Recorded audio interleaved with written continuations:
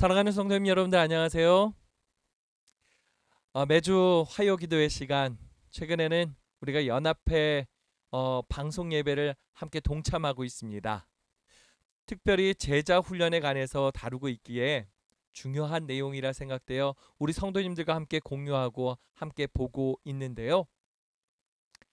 그렇게 하다 보니까 아쉽게도 우리가 기존에 하고 있었던 성경의 각권을 탐색하고 그 탐색한 것을 가지고서 또 말씀 묵상으로 이어져 가는 요런 과정을 멈출 수밖에 없었습니다.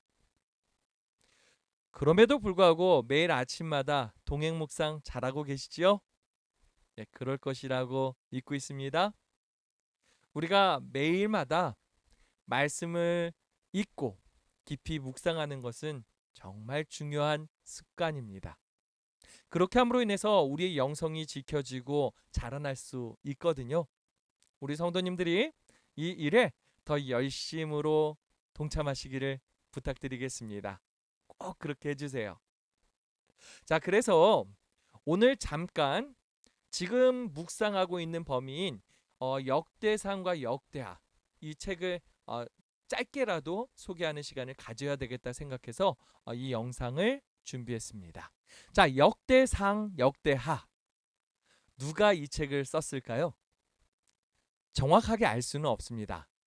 학자들은요, 이 책의 저자를 역사 기록자 중에 하나가 아니었을까라고 추정하고 있습니다.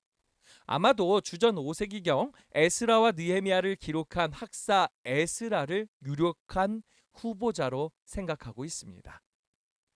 역대상과 역대하 이 두 권의 책은 이스라엘의 역사책이죠. 그 내용이 앞에 있었던 사무엘상하 그리고 열왕기상하의 내용과 상당 부분 겹쳐지게 됩니다. 반복되고 있는 거죠. 그러다 보니까 반복된 내용 다 알아 하고서 대충 읽으시면 안 돼요. 자, 앞에 있는 그 두 책과 이 역대기서 속의 기록 두 같은 내용을 다루지만 확실한 차이점이 있습니다. 그것을 발견하셨는지 모르겠어요. 자, 사무엘서와 열왕기서 정치적 및 사실적 관점에서 기록된 책입니다. 그런데 이 역대기는요, 종교적이면서도 해석적인 관점에서 기록되었습니다. 즉 정치사와 구속사 이 정도의 차이라고 보시면 돼요. 사무엘서와 열왕기서는요, 왕궁과 보좌가 중심이 된 이야기고요.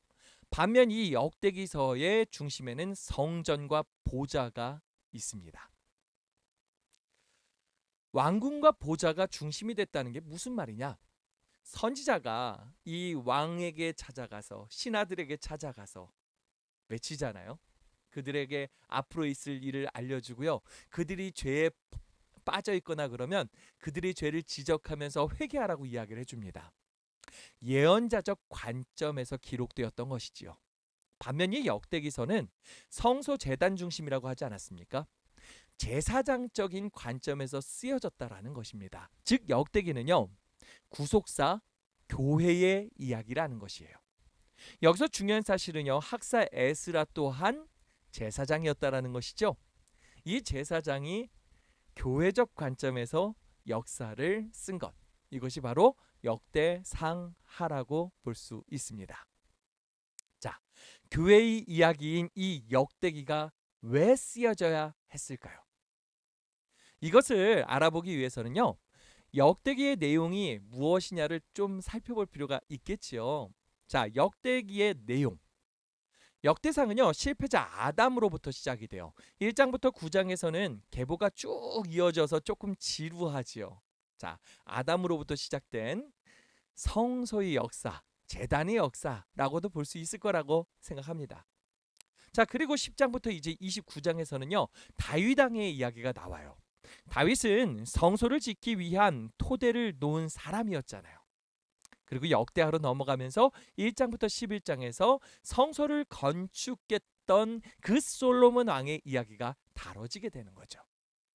자, 이후인 12장부터 36장은 참 처참한 이야기입니다.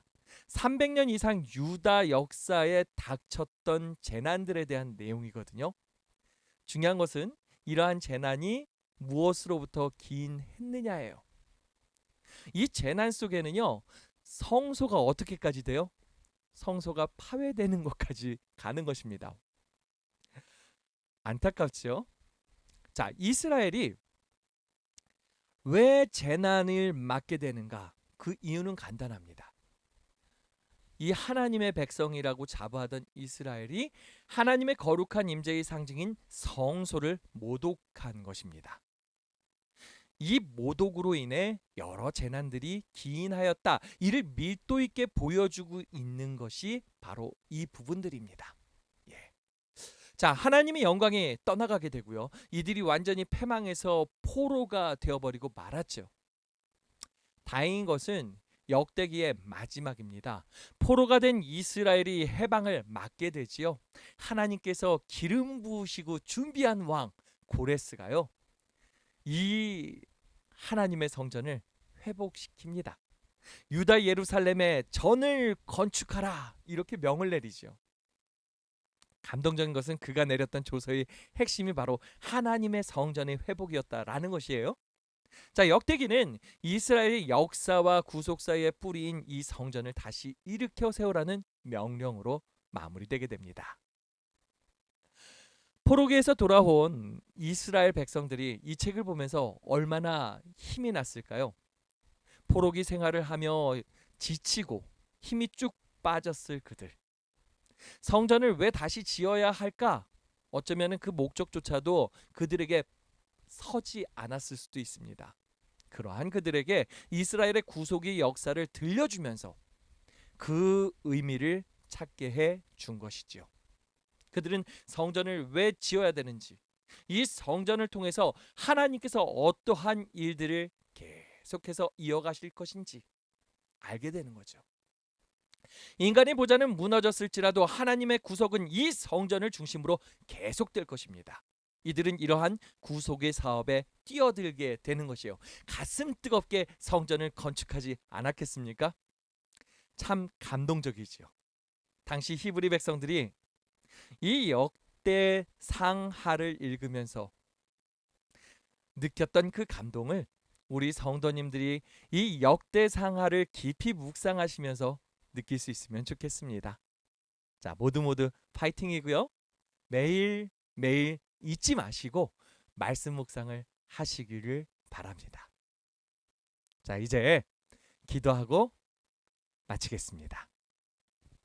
사랑의 아버지 하나님, 하나님께서 우리를 늘 사랑으로 인도하여 주시고 이 시대에 제자로 불러주심을 감사드립니다. 우리가 열정적으로 정말 제자의 삶 살 수 있게 도와주시옵소서. 또한 우리의 영성이 더 잘 자라날 수 있게 주님 붙들어 주시옵소서. 매일 아침 하나님의 말씀을 펼치고 있게 하여 주시고 깊이 있게 묵상하게 하여 주시옵소서.